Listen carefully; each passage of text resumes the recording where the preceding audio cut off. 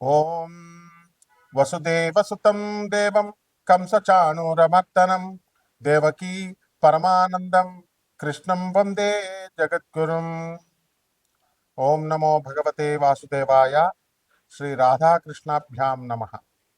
హ్రీంకారాసనగర్భితా నలసిఖాం సౌహ క్లీం కళాం బిభ్రతీం సవర్ణాంబరధారిణీం వరసుతా ధౌతాం త్రినేత్రోజ్వలాం వందే పుస్తకపాశమంకుశధరాం స్రగ్భూషితాముజ్వలాం త్వాం గౌరీం త్రిపురాం పరాత్పరకళాం శ్రీచక్ర సంచారిణీం. ఓం శ్రీ దుర్గామల్లీశ్వరాభ్యాం నమ. మనకి సెప్టెంబర్ నెల 2025 సంవత్సరంలో అసలు గ్రహస్థితులు ఏ విధంగా ఉన్నాయో మనం మొట్టమొదటగా చూద్దాం. రాహువు కుంభరాశిలో ఉన్నాడు, కేతువు సింహరాశిలో ఉన్నాడు, శని మరి ఈ యొక్క మీనరాశిలో ఉన్నాడు. ఆ తర్వాత గురుడు మనకి మిథున రాశి సంచారము, అలాగే ఈ యొక్క శుక్రుని తీసుకుంటే మనకి 14 సెప్టెంబర్ వరకు కర్కాటక రాశి, ఆ తదనంతరం మనకి సింహరాశిలో ఉంటాడు. అలాగే ఈ యొక్క కుజుడిని కనుక మనం తీసుకుంటే మనకి 13 సెప్టెంబర్ వరకు కన్యా రాశి, ఆ తర్వాత మనకి తులారాశి సంచారం. రవిని కనుక తీసుకుంటే ఇప్పుడు రవికేతువులు ఇద్దరు కూడా సింహరాశిలో ఉన్నారు. మరి 14 ఆగస్టు దాటిన తర్వాత అంటే మనకి ఎప్పటి వరకు సెప్టెంబర్ 14వ తేదీ వరకు కూడా ఈ రవిగ్రహము మనకి సింహరాశిలో ఉండడం జరుగుతుంది.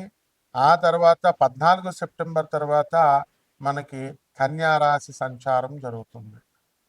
ఈ విధంగా ఉన్నటువంటి గ్రహ స్థితిగతులతో ద్వాదశ రాశుల వారికి ఏ ఏ ఫలితాలు ఇస్తాయో మనం ఈ వీడియోలో తెలుసుకుందాం.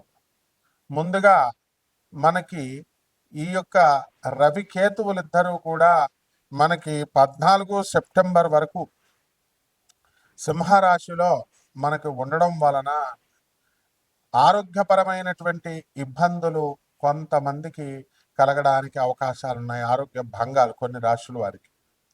అలాగే కొన్ని రాశుల వారికి దీర్ఘకాలిక వ్యాధులన్నీ కూడా బయటపడడము, మెడికేషన్ చేసుకోవడం ద్వారా మరి చక్కటి వ్యాధి నిర్ధారణ అనేటటువంటిది జరిగి క్రానిక్ డిజీజెస్ అన్నీ కూడా తగ్గిపోవడం అనేటటువంటిది జరుగుతుంది.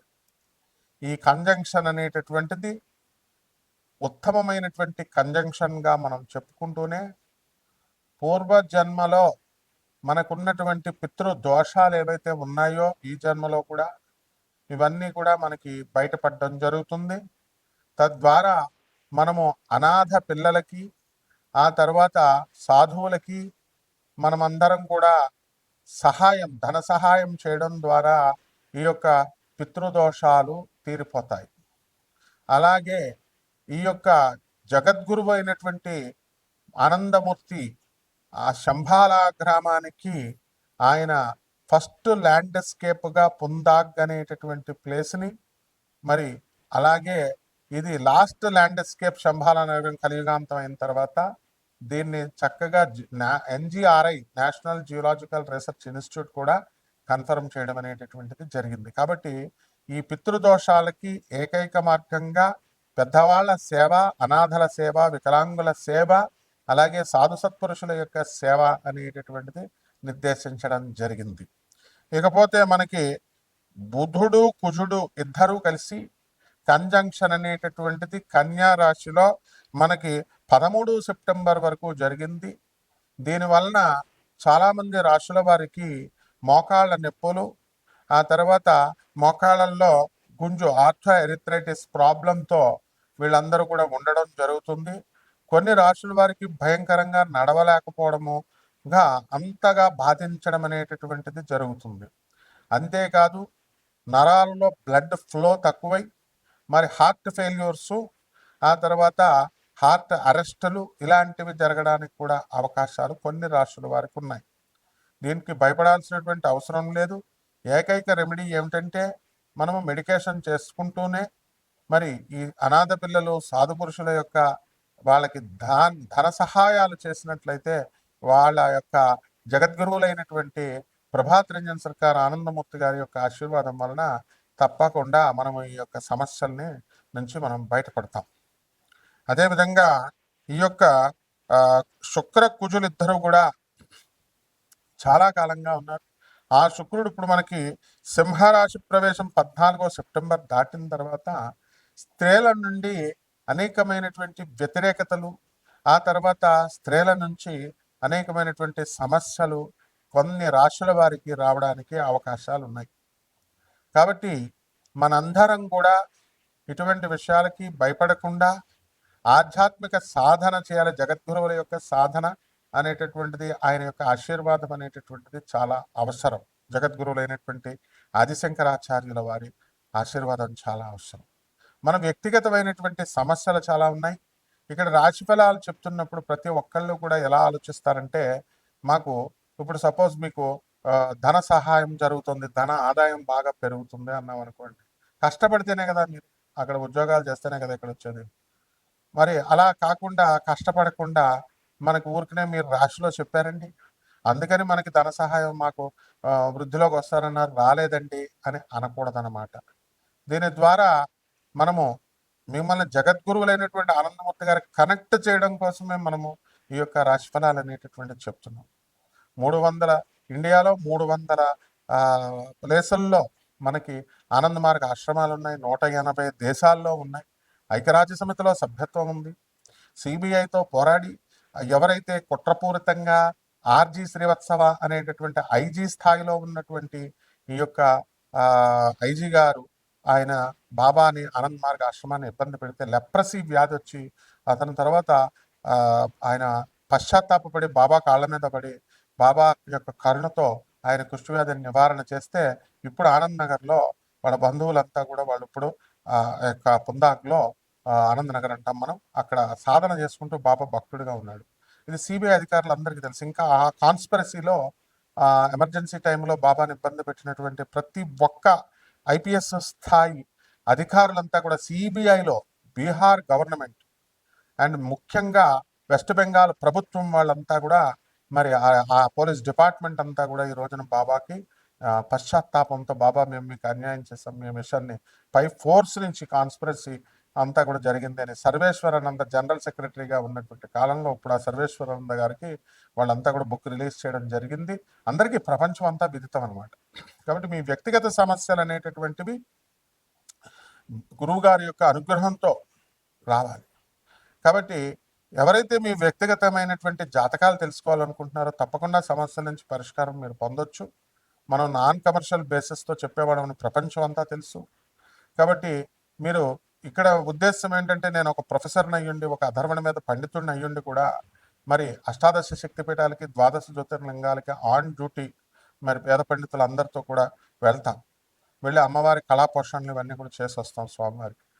మరి అటువంటిప్పుడు మీరంతా కూడా మీకు వ్యక్తిగత జాతకాలు తెలుసుకోవడానికి గురువు యొక్క స్థాయి చాలా అవసరము.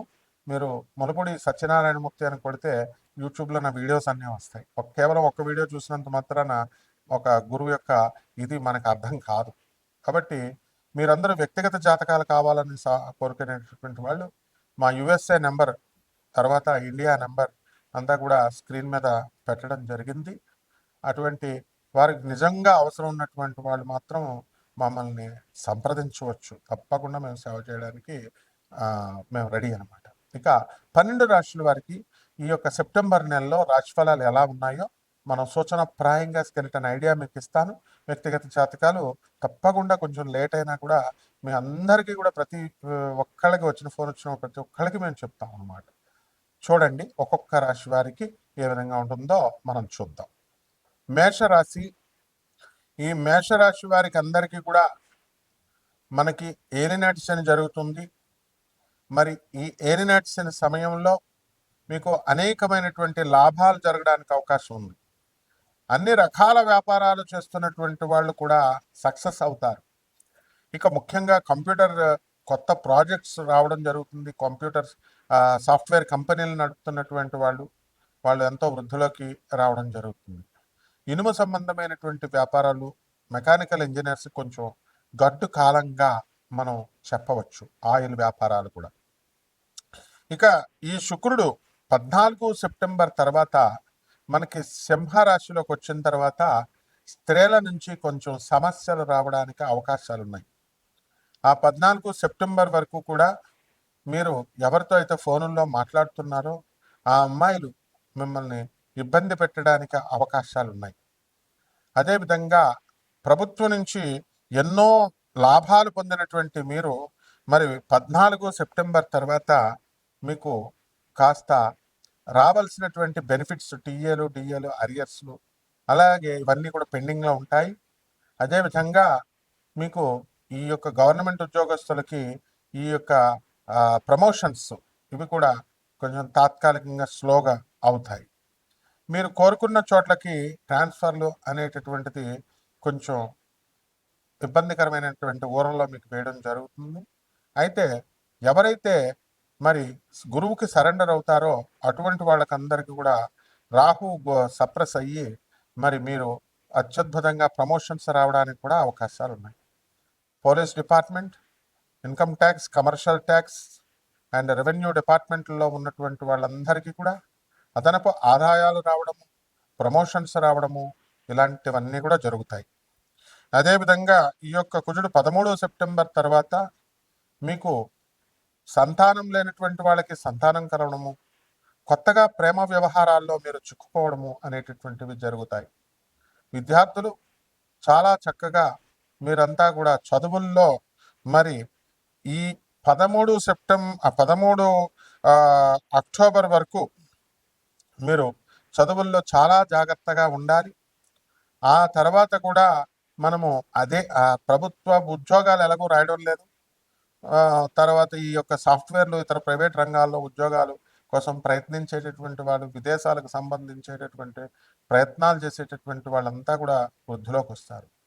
రైతులు కూడా బ్రహ్మాండంగా సాధిస్తారు. ఇక రెమెడీస్ మనం చేసుకోవాల్సినది ఏమిటంటే ఈ యొక్క ఏలినాటి శని కాబట్టి ఆ శని జపం చేసుకోండి, శని స్తోత్రాలు చదవండి, శనికి కిలోంపావు నల్ల నువ్వుల్ని నల్లని వస్త్రాన్ని పెద బ్రాహ్మణులకి శనివారం నాడు ఉదయం 8 గంటలకి దానం చేసుకోండి.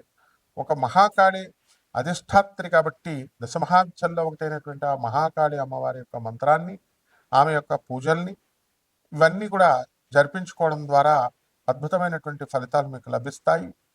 అదేవిధంగా గంధర్వ యక్షిణీ సాధనలు మీకు అందరికీ కూడా కలిసి రావడం అనేటటువంటివి జరుగుతాయి. కాబట్టి ఒక గురువుని ఆశ్రయించినప్పుడు జగద్గురువులను చూపిస్తున్నాను మీకు.